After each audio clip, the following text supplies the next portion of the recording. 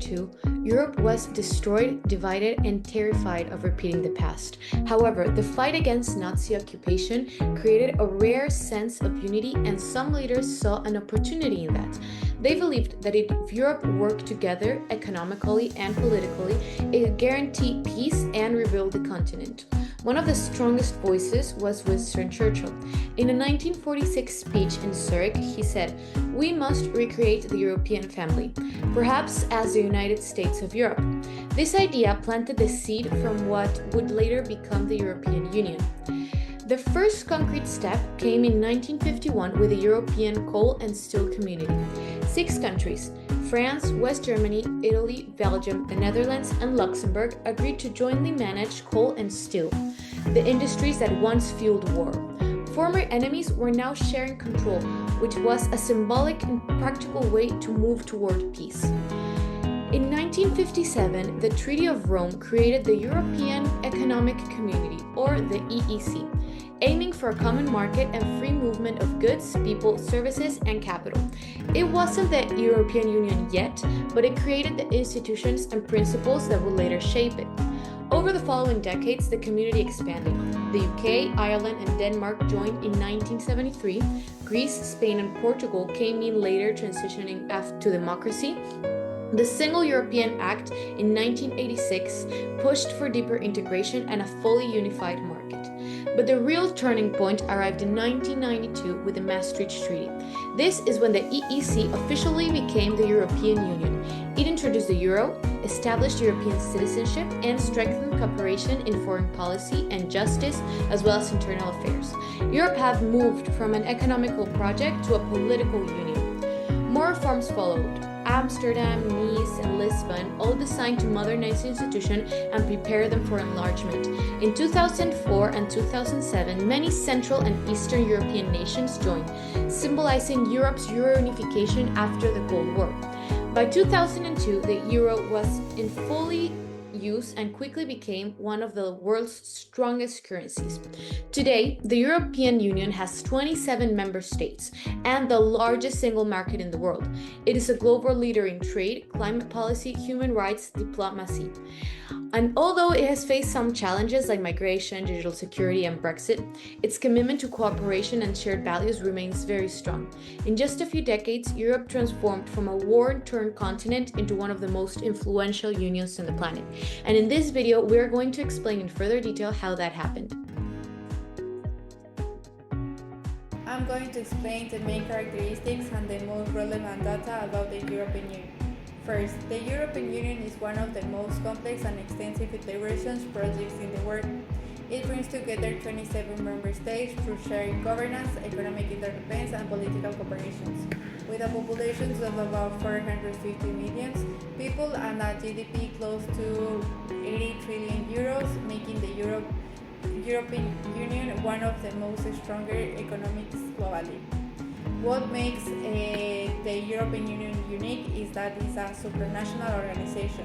It means countries keep their own independence but also share some powers and make important decisions together. The European Union has several important institutions. The first is the European Commission, which proposes laws and makes sure the rules are followed, and the European Parliament, which is elected by citizens, work together with the councils of the European Union and where the governments of each country are represented. For a law to pass, both parliaments and the council need to agree. A really important point is the difference between the European Union and the Eurozone. All 27 countries are in the European Union, but only 20 countries use the euro as their currency. These countries make up the Eurozone and they share one monetary policy managed by the European Central Bank. Some European Union countries still their own currency, like Poland and Hungary. So not every European Union country has the same level integrations, which shows that allows flexibility. One of the European Union's biggest achievements is the single market. This means people, goods, services, money can move freely between countries, almost like within a big country. This makes trade and travel much easier. Finally, the European Union is not only big in population, but also in economic impact. And overall, these characteristics and numbers shows how important and influential the European Union is today.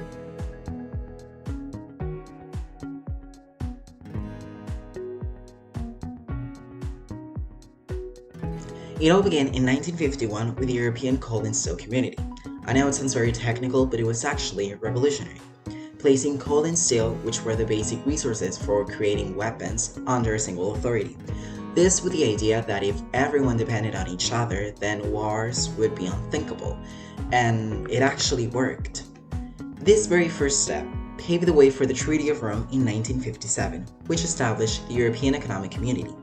There, the more serious project began, eliminating barriers, allowing the free movement of goods, services, capital, and people, creating a common market that would unleash enormous growth during the 60s and the 70s. Then, in 1986, with a Single European Act, the project gained momentum.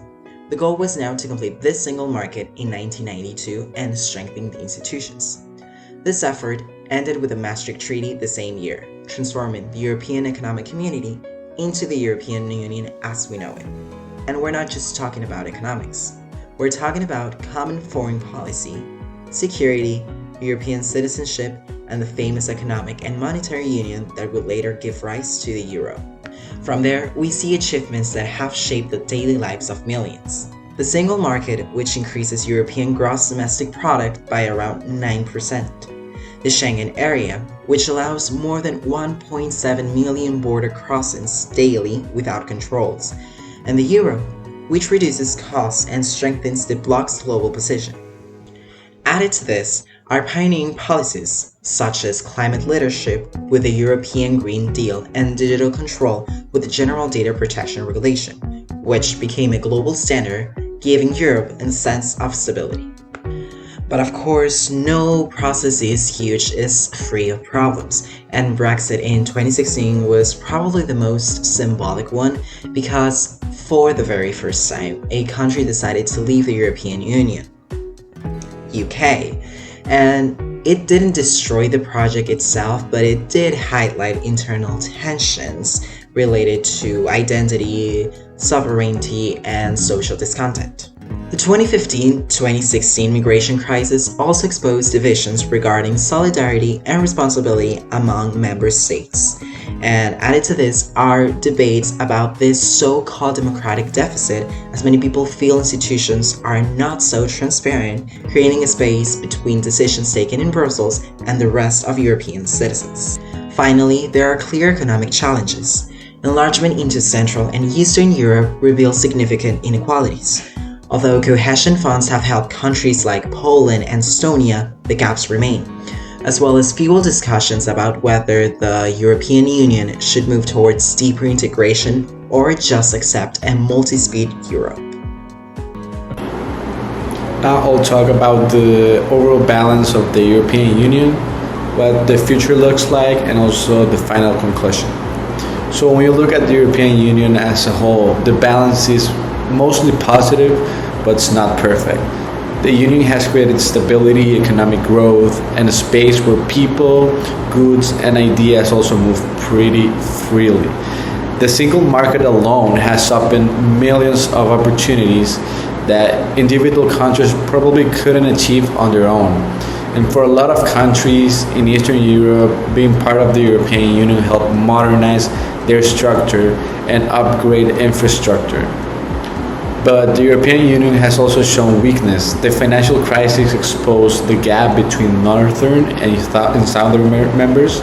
The migration crisis brought serious disagreements, and Brexit shows that integration isn't guaranteed. Politically, many citizens still feel far from the European Union institutions, which feeds the idea of a democratic deficit. So the European Union works, but it also struggles. Now, looking ahead, the European Union is entering a really important phase. The war in Ukraine forced the bloc to rethink energy, defense, and strategic autonomy. And at the same time, competition with the US and China means that Europe needs to boost innovation, tech capacity, and supply chain independence. And internally, the population is aging fast.